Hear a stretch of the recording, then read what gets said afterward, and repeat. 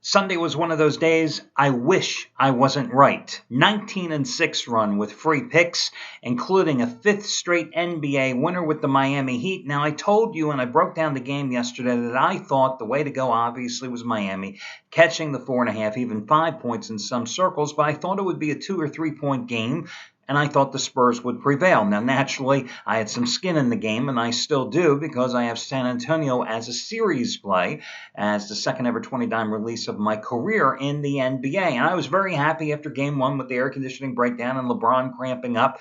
But then game number two, I'll tell you what, guys, after watching the game, especially the fourth quarter, I've got to start thinking already about possibly bailing out on this play. I know it's early in the series, but the troubling signs are certainly there for me. I didn't see the Spurs get the ball inside enough to earn some trips to the free throw line. Then when they did get to the free throw line, they converted so poorly. Once again, I could not see Tony Parker and Manu Ginobili being able to get the ball down low in the blocks to Duncan more effectively into the Spurs big men because of the Heat's interior defense.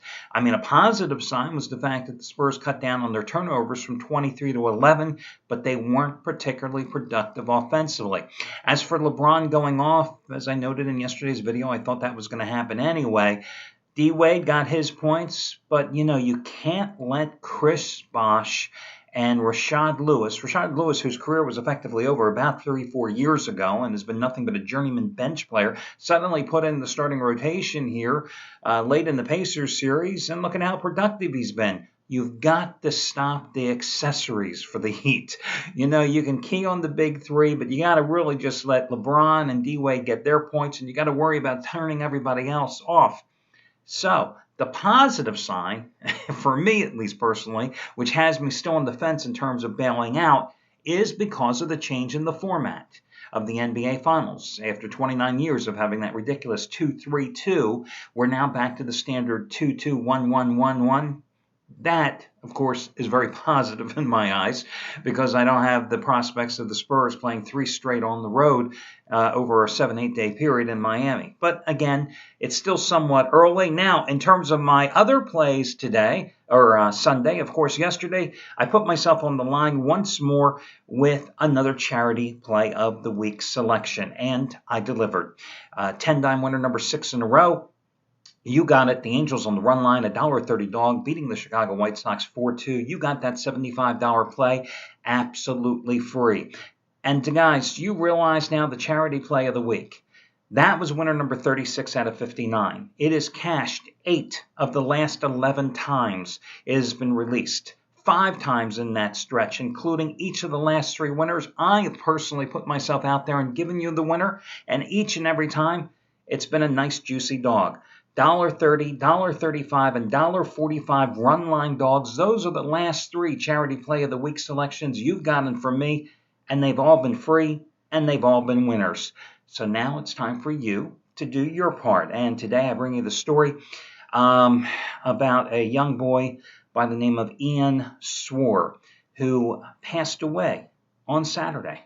Yes, 2 days ago, passed away on Saturday, suffered from a rare connective tissue disease.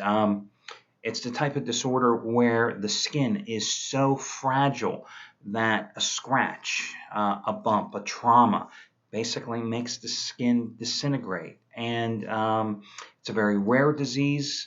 As I noted, he passed away on Saturday, and someone set up a fundraising page to help the family endure the funeral expenses.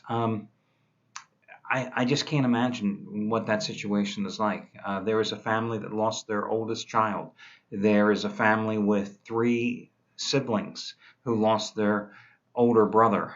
And amidst all this tragedy and pain, you've got to worry about the funeral expenses. And they're not cheap.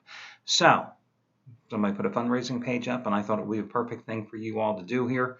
So I'm asking you again, as usual, to make a donation, whatever you can afford to do. It's the right thing to do.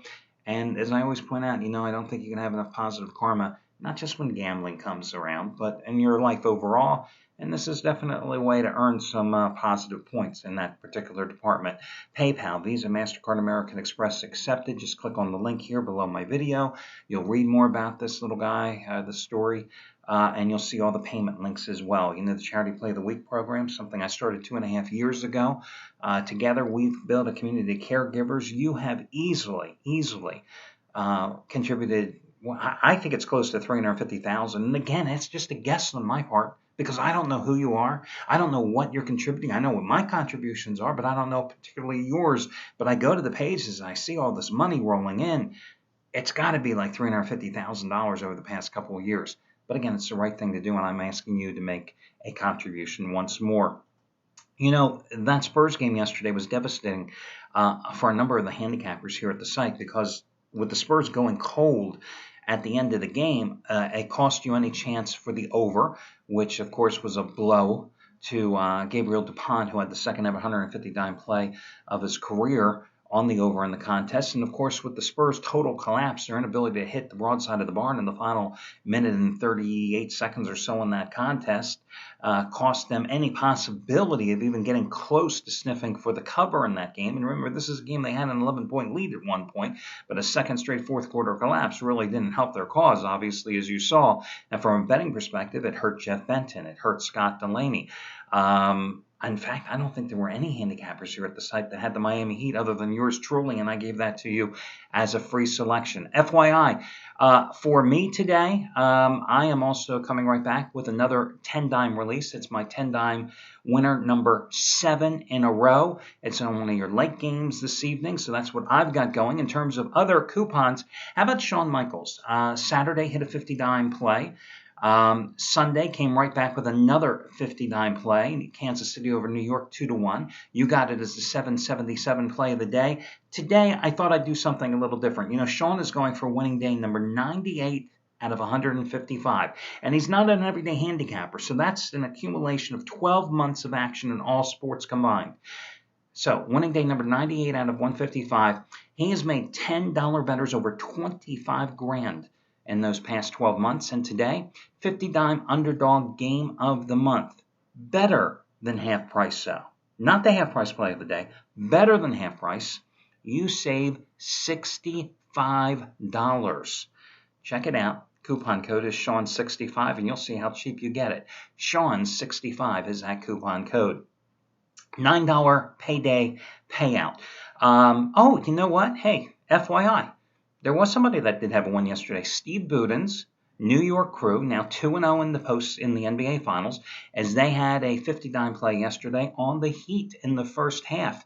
They were getting 2.5 early, then it dropped down to 2, and of course it was tied at halftime, so it was a win. Well, today, Budin's turning to his Cali Cartel Crew. They have their one and only 100-dime hockey game of the year. Game 3 of the Stanley Cup Finals, the Rangers-Kings. You get it for $9 by using coupon code HOCKEY9, HOCKEY9, HOCKEY, and the number 9. The 777 triple play, it's Anthony Redd's biggest baseball release of the season, 80-dime NL total of the year, also on the Nationals and Giants, going at 10:15 Eastern Time this evening. 5-2 with totals of the past week.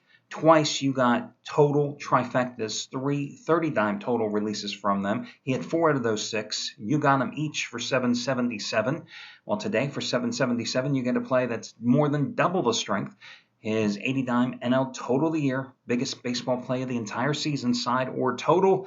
You get it for $7.77 using coupon code RED77. And finally, guys, one more thing. You know when a charity play wins, I always give you the option of getting extended packages at ridiculously lower prices. Well, same thing goes today. I used to do it where I would tie it to the particular handicapper that won the free play, give you a bonus offer to get their long-term packages at a discount. But instead, I decided about 2 months ago just to let you make the call. So you don't have to use this on me. You can use it here for anybody here at the site. You can save $125 off a single 30-day package purchase from any handicapper at the site by using coupon code SAVE125, $125 off any handicapper's 30-day package here at the site by using coupon code SAVE125. Again, if you happen to be in the middle of a 30-day package from me, for example, and you have 10 days left, well, you can now have 40 days left. Take advantage of 125-day savings by adding another 30 days to your package. Also use any instant rebates applicable as well. Or you can save $50 on the purchase of any handicapper's 7-day package by using coupon code SAVE50. 50. Again, all the coupons are available on the homepage of the site. Should you ever have any questions, you always contact customer service as well. Let's get to the free selection here because I'm tired of looking at the video right now where the white balance is off and I'm blending in because of the color shirt I'm wearing with this ugly yellow wall behind me. I'm going to take a look at the game between the A's and the Angels. And listen, guys, I'm just going to be upfront with you. Originally, I thought the Angels were the play. Then I switched to the A's. First inclinations are usually the best, especially on my book. And generally, when I switch sides, I generally lose. So I'm just telling you up front, you should be in trouble, perhaps, with this selection. But let me just give you my reasoning here. Jesse Chavez is going for the A's. Now, has he pitched as well as he did at the outset of the season? No. I mean, he was 2-0 with a 1.89 earned run average in 6 April starts, and in 6 starts since then, he's 3-3 with a 4.25 ERA. But this isn't about Jesse Chavez here tonight, the converted bullpen guy who's pitched well either way for the A's in the first couple months of the season. This is about Oakland's ability to win on the road, best record on the road in the majors, 22-12, 4-2 in their current road trip. That has wound them through the Bronx to take on the Yankees and down in Baltimore to take on the O's. And considering they had lost 4 straight on the road on their last road trip before this one started, it's a nice little turnaround. And I keep remembering what the A's did when they hosted the Angels in a 3-game series at home back on May 30th. They swept the 3-game series, A's scoring 26 runs and pounding out 6 homers in that 3-game sweep. And they started it all against the Angels pitcher tonight, Garrett Richards, who only got 2 outs in that contest. Before he exited, though, the damage was certainly already done because he gave up 5 hits, 5 runs, and walked 3 batters. And again, recorded just 2 outs. Now, true, he did rebound with a 4-hit shutout at Houston in his next start. But here's the problem with Richards. He is one of those pitchers who has the reverse split as far as I'm concerned. He pitches much better on the road than he does at home. I mean, on the road this season, he has a 2.08 earned run average at 8 starts. But pitching in the Big A and 4 home starts this season, 5.33 ERA. He's never fared well against the A's either. In 6 career starts against them, they've all been losses by the Angels. Angels have lost every single one of those games. He's personally got an 0-3 record in those 6 starts. His ERA, 7.50. So I'm going to go with the A's, who are 5-1 in the season series, and I'm going to go with them to take the opener of this set in Anaheim this evening. Once again, the Oakland A's, your complimentary play. Best of luck, guys, and I will catch you again tomorrow when we do this all one more time.